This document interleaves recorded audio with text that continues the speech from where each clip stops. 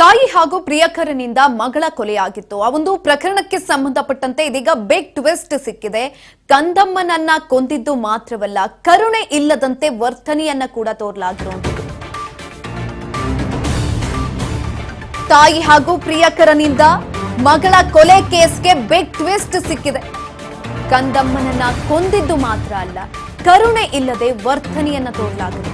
ಕರುಳ ಬಳ್ಳಿಯ ಮಮಕಾರ ಅರಿಯದಂತೆ ವರ್ತನೆಯನ್ನ ತೋರಿರುವಂಥದ್ದು. ಮಗಳ ಕೊಲೆಯಲ್ಲೂ ಬರ್ತ್ಡೇ ಆಚರಿಸಿಕೊಂಡ್ಲ ತಾಯಿ. ಹಾಗಾದ್ರೆ ಮಾರ್ಚ್ 24ನೇ ತಾರೀಕಿನಂದು ಇಂದಿರಾನಗರದಲ್ಲಿ ವೆನಿಲ್ಲಾ ಭೀಕರ ಹತ್ಯೆ ಆಗುತ್ತೆ. ಅದೇ ರಾತ್ರಿ ಪ್ರಿಯಕರನ ಜೊತೆ ಜಾಲಿ ಮೂಡ್ ನಲ್ಲಿ ಪ್ರಿಯಾಂಕಾ ಇರ್ತಾರೆ.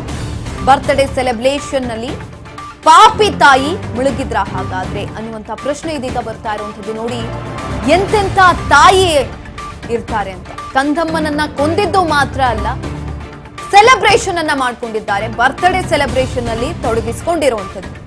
24ನೇ ತಾರೀಕಿನಂದು ಆ ಮಗು ವೆನಿಲ್ಲಾ ಕೊಲೆಯಾಗಿದೆ. ಆದ್ರೂ ಕೂಡ ಬರ್ತ್ಡೇ ಸೆಲೆಬ್ರೇಷನ್ ನಲ್ಲಿ ಈಕೆ ಮುಳುಗೋಗಿದ್ದಾಳೆ. ಹೆತ್ತ ಮಗಳು ಇನ್ನೂ ಕೂಡ ಏನೂ ಅರಿಯದ ಪ್ರಪಂಚವನ್ನ ನೋಡ್ಬೇಕಾಗಿತ್ತು.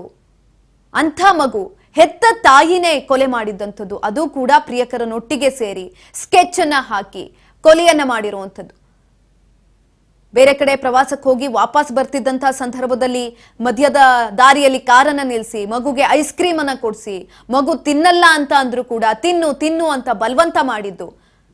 ತಿನ್ಲಿಲ್ಲ ಅಂತ ಅಂದ್ರೆ ಆ ಪ್ರಿಯಕರ ಆತ ಇದ್ದವನು ಆ ಕಾರ್ನೊಳಗೆಲೆ ಆ ಮಗುನ ಮನಸ್ಸೋ ಇಚ್ಛೆ ಹೊಡೆದಿದ್ದಾನೆ, ಬಡ್ದಿದ್ದಾನೆ, ಒದ್ದಿದ್ದಾನೆ. ಮಗು ಅಂತನೂ ಕೂಡ ನೋಡಿಲ್ಲ.